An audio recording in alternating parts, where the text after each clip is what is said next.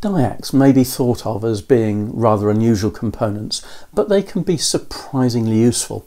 So in this video we're actually going to take a good look at DIACs, what they are, how they work, their characteristics, a little bit about their structure, and also along the way we'll reveal some fascinating facts about them. So stay tuned. The actual word DIAC stands for diode for alternating current. Their most common use is within power control circuits and occasionally in transient limiting circuits and some other areas as well. It's also interesting to note that they are sometimes called symmetrical trigger diodes, and this gives an indication of what their characteristics are. A DIAC is a two-terminal device, and the circuit symbol can be seen here. The electrodes are designated MT1 and MT2. That stands for main terminal 1 and 2. They may also be called Anode 1 and Anode 2 on some occasions. There are two types of diode structure used for DIACs. There's the 3-layer structure and a 5-layer version as well. There are some differences between the two, but essentially they perform the same function in a circuit, so we don't really need to worry about this. In terms of its operation, a DIAC is not like an ordinary diode that allows current through in only one direction.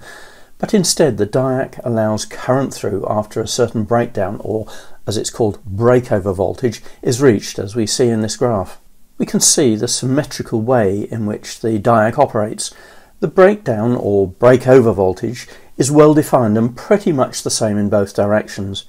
Typically the breakover voltage is between about 25 and 48 volts, dependent upon the particular device that is being looked at. DIACs are available in a variety of packages, both leaded and surface mount versions. One of the more popular types is the leaded version of the DB3, and this has a typical breakover voltage of 32 volts, but with a tolerance of plus and minus 4 volts on it. The power dissipation is about 150 milliwatts, so you're not going to use it directly for passing high current levels. The most common use for DIACs is alongside a TRIAC, and TRIACs are widely used for AC mains control. One of the very popular applications is within light dimmers. However, TRIACs are notorious because their switching characteristics are different over different halves of the AC cycle, and that's not good. To overcome this, a DIAC can be placed in the TRIAC circuit, in the gate circuit. As DIACs have a nice defined breakover voltage in both directions, it means that when the DIAC reaches its breakover voltage, the TRIAC will fire and it will switch. Problem solved. So let's have a look at one of these light dimmers. So here we see the insides of a typical light dimmer, domestic light dimmer like you might have on a wall, as you see here.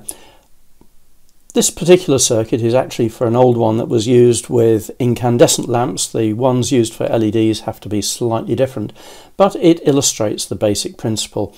The components you can see here, one is the inductor there. That's to try and remove some of the interference that might spread onto the wiring. There is the control knob.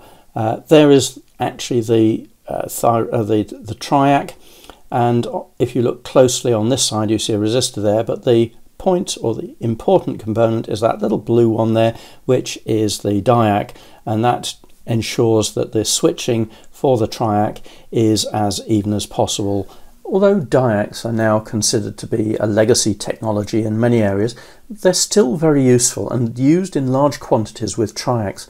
But they can also be used as pulse generators in timing circuits and voltage to frequency converters, where their switchover or their breakover voltage can be used quite ingeniously.